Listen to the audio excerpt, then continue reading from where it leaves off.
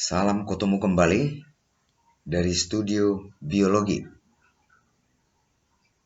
Bahasan kita pada pertemuan ini adalah yaitu fotosintesis.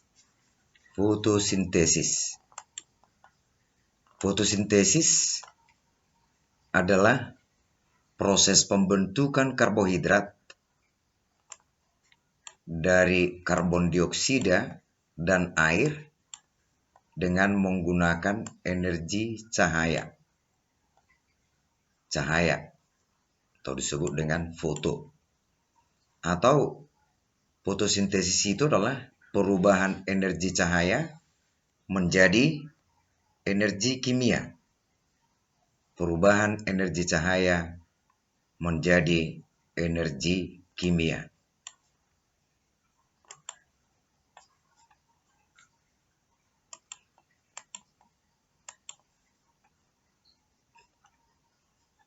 Fotosintesis terjadi di kloroplas.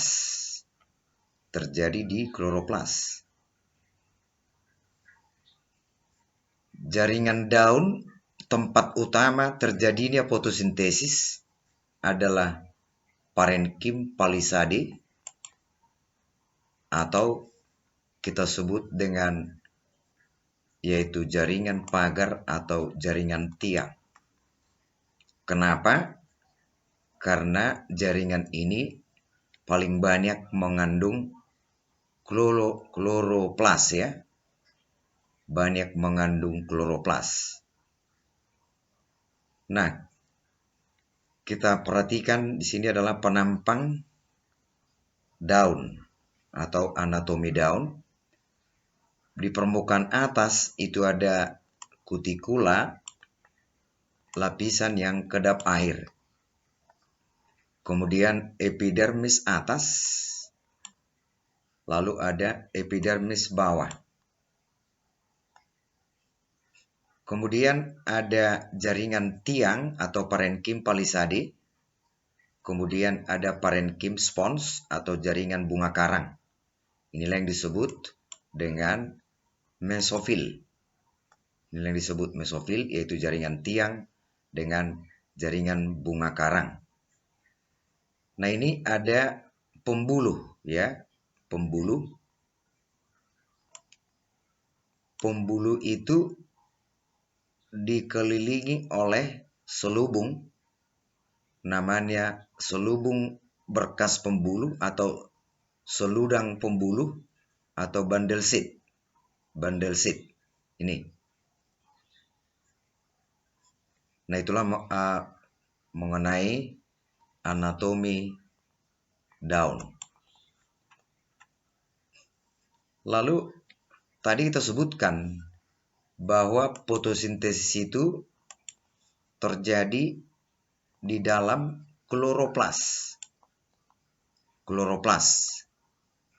Di dalam kloroplas itu terdapat klorofil yang mampu menangkap energi cahaya. Nah, kita perhatikan di sini struktur kloroplas, bahwa kloroplas itu memiliki membran rangkap, yaitu membran luar dan membran dalam. Nah, di dalam kloroplas itu terdapat tumpukan membran, seperti tumpukan koin. Ini disebut namanya grana. Kalau jamak disebut granum. Nah, grana itu dilapisi oleh membran namanya tilakoid. Disinilah terdapat yaitu klorofil ya. Klorofil di lapisan grana ini atau disebut namanya tadi tilakoid. Lalu ada di sini cairan atau matriks disebut namanya stroma. Matriks dari kloroplas itu disebut namanya stroma.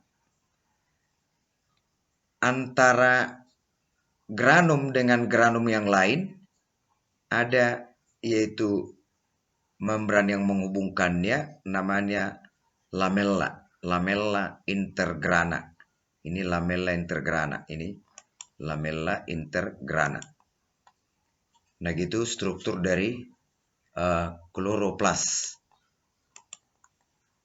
Itu struktur dari kloroplas. Lalu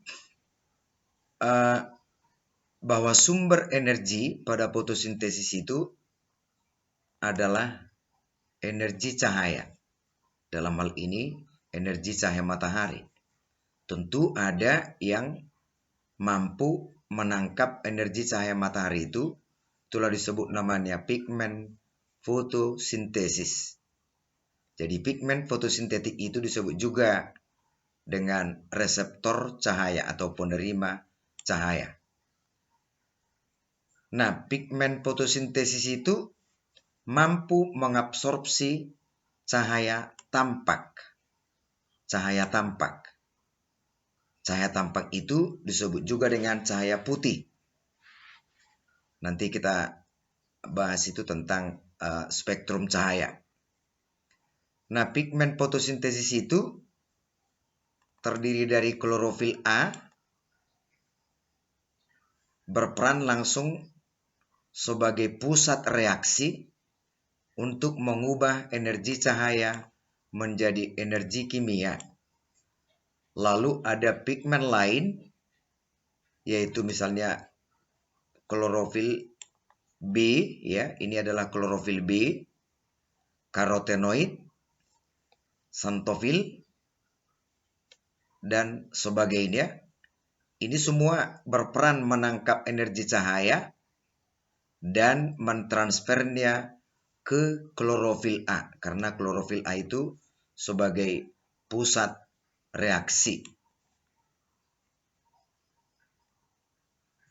Nah, berikutnya kita bahas tentang fotosistem. Fotosistem, ya, fotosistem. Nah, fotosistem itu adalah unit yang mampu menangkap energi cahaya matahari. Fotosistem terdiri dari klorofil A, kompleks antena, dan akseptor elektron. Fotosistem itu sering disingkat dengan FS. Ada dua jenis, yaitu fotosistem 1 dan fotosistem 2. Nah, bagaimana fotosistem itu bekerja? Energi cahaya itu berupa foton ditangkap oleh pigmen fotosintesis.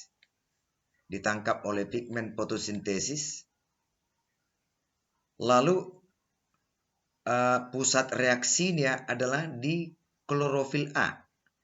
Ini sekarang dia adalah klorofil A. Ini pusat reaksinya di klorofil A.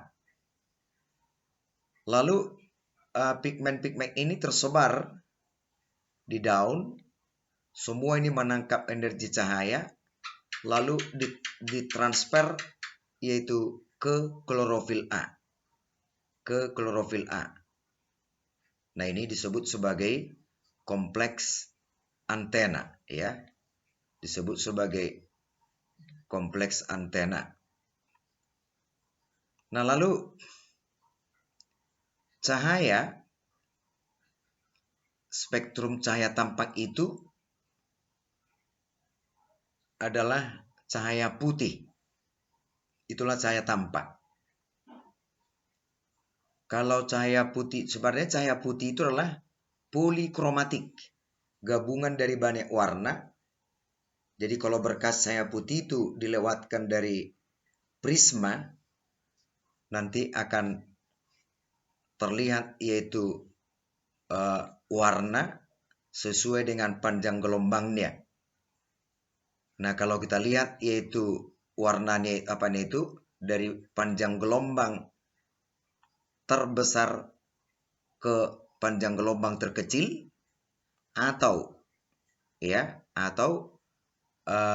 dari energi terkecil menuju yaitu energi terbesar, urutannya sebagai berikut. Yaitu ada merah, jingga, kuning, hijau, biru, nila, ungu.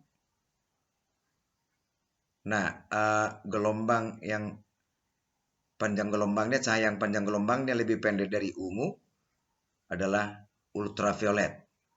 Lalu sinar X, sinar gamma, dan sebagainya.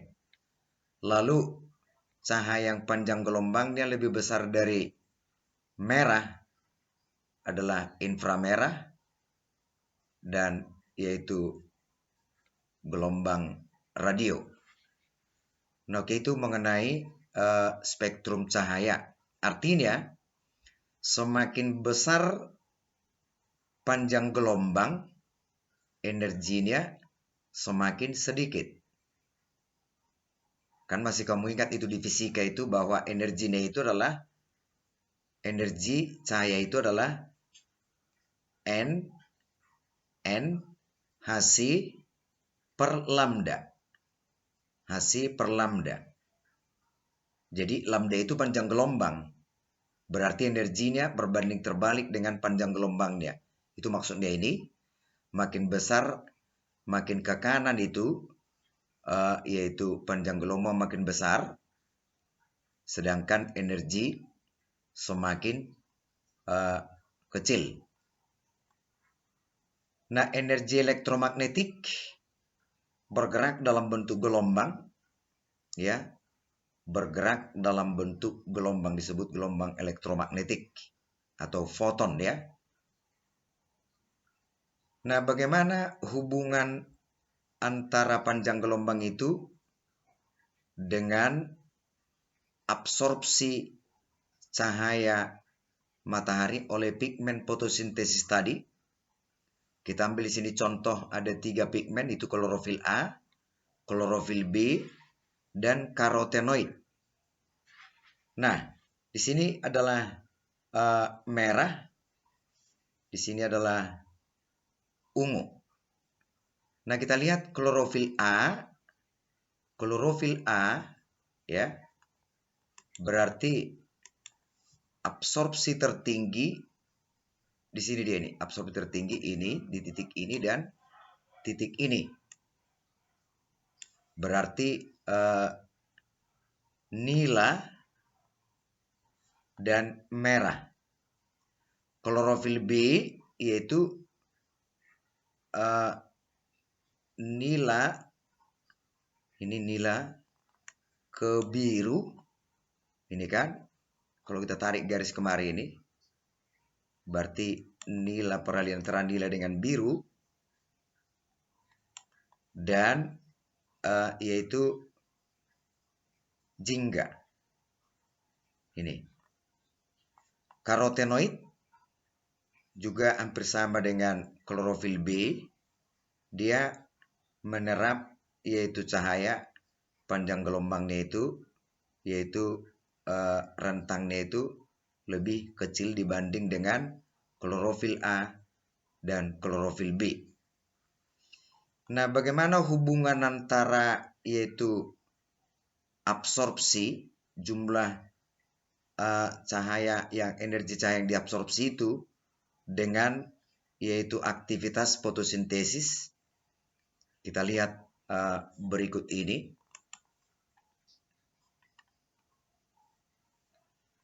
Nah, spektrum aksi fotosintesis yaitu efektivitas relatif panjang gelombang yang berbeda dalam menjalankan fotosintesis. Ini sekarang kecepatan fotosintesis, ya, yaitu dengan mengukur yaitu volume O2 yang dibebaskan. Karena salah satu hasil fotosintesis itu adalah O2. Nah, kalau kita bandingkan tadi, ini diambil karena pusat fotosintesis itu, pusat reaksinya adalah klorofil A. Klorofil A yaitu absorpsi cahaya tertinggi itu terjadi pada yaitu panjang gelombang. Ini kan panjang gelombang kira-kira 450 gitu ya. lebih kurang 450 ini, dan 680. Berarti nila dan merah. Nah, apakah ini jumlah absorpsi cahaya ini berkaitan dengan laju fotosintesis itu, efektivitas fotosintesis? Nah, gini tadi. Ini ternyata bahwa kecepatan fotosintesis kalau kita bandingkan dengan panjang gelombang spektrum aksi ini, kita ambil mewakilinya absorpsi klorofil, ini tidak benar tepat. Maksudnya tidak benar tepat kalau kita lihat di sini aktivitas fotosintesis tertinggi di titik ini dan titik ini. Kalau kita bandingkan kemarin tadi itu dengan ya ini klorofil A, ini kan seharusnya di sini dan di titik ini. Jadi ada pergeseran sedikit, yaitu tentang potensial aksi fotosintesis dengan yaitu absorpsi cahaya matahari oleh klorofil A. Nah, kenapa itu tidak persis sama, yaitu absorpsi tertinggi, bahwa aktivitas fotosintesis tertinggi? Bukan demikian halnya. Itu disebabkan oleh yaitu pengaruh dari pigmen lain atau disebut namanya pigmen aksesoris seperti klorofil B dan karotenoid yang juga berperan yaitu menerap atau mengabsorpsi cahaya. Jadi tidak bisa semata-mata hanya dilihat itu kemampuan klorofil A mengabsorpsi cahaya, itu akan langsung menunjukkan aktivitas fotosintesis. Tidak tepat seperti itu karena ada pigmen aksesoris yang lain yang juga berperan menangkap energi cahaya matahari. Lalu tahap fotosintesis itu terdiri dari dua reaksi. Ya. Nah, ada dua lintasan metabolisme di sini, yaitu reaksi terang dan reaksi gelap. Reaksi gelap itu terdiri dari siklus Calvin. Nah, kita lihat di sini dia, yaitu reaksi terang, kemudian ini reaksi gelap. Reaksi terang dan reaksi gelap. Nah, reaksi terang yaitu masuk di sini bahan yaitu H2O. Reaksi terang terjadi di tilakoid atau grana. Ini kan grana atau granum. Membrannya tilakoid. Di sini nanti ditangkap energi cahaya. Bahan di sini adalah H2O dan dihasilkan yaitu O2 pada reaksi terang. Jadi H2O diambil tentunya dari tanah dan dibebaskan yaitu gas O2. Lalu hasil reaksi terang ini ada dua jenis yang digunakan untuk reaksi gelap. Ini ATP dan NADPH2. ATP dan NADPH2 gitu ya. Ini ada ATP dan NADPH2. Atau sering ditulis NADPH, ini NADPH2 ya. Lalu ini digunakan nanti pada reaksi gelap, yaitu pada siklus Calvin. Reaksi gelap berlangsung di stroma. Reaksi gelap ini tergantung pada reaksi terang. Karena ada dua zat hasil reaksi terang digunakan untuk reaksi gelap, yaitu ATP dan NADPH2. Reaksi gelap pada tahapan ini CO2 diambil dari udara. CO2 diambil dari udara, berarti pada reaksi gelap ini nanti dibentuk glukosa. Lalu setelah digunakan ATP, dihasilkan ADP ditambah P. Lalu NADPH2 setelah dilepaskan hidrogen, ya setelah dilepaskan yaitu hidrogennya, maka dalam bentuk H positif, dibebaskan itu NADP positif.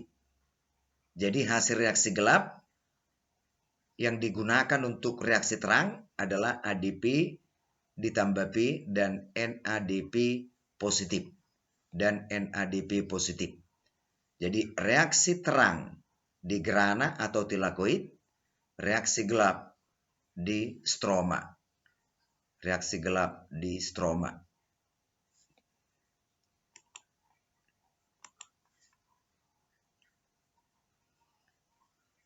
Nah, reaksi terang berlangsung ketika ada cahaya matahari atau siang hari terjadi di dalam yaitu membran tilakoid. Dia melibatkan ada fotosistem 1 dan fotosistem 2. Nah, reaksi terang diawali dengan pemecahan molekul air menghasilkan ion H positif dan elektron dan dibebaskan O2 ke udara. Nah, bagaimana dia reaksi terang? Reaksi terang itu pertama adalah setelah klorofil menangkap energi cahaya, elektronnya tereksitasi, bebas, maka terbentuklah klorofil yang bermuatan positif. Lalu elektronnya masuk ke lintasan elektron, ya, lintasan elektron atau disebut namanya fotofosforilasi. Fotofosforilasi. Karena di sana nanti terbentuk yaitu ATP, ikatan fosfat dalam ATP. Nah, gini. Jadi ditangkap oleh klorofil, energi cahaya itu ditangkap oleh klorofil, lalu akan dibebaskan yaitu elektron. Dibebaskan elektron, elektron itu akan masuk ke lintasan elektron. Nah, pada saat eksitasi elektron dibentuk ATP dan NADPH2, maka disebut fotofosforilasi. Nah, lintasan elektron itu ada dua jenis, yaitu yang pertama lintasan elektron siklik dan lintasan elektron non-siklik.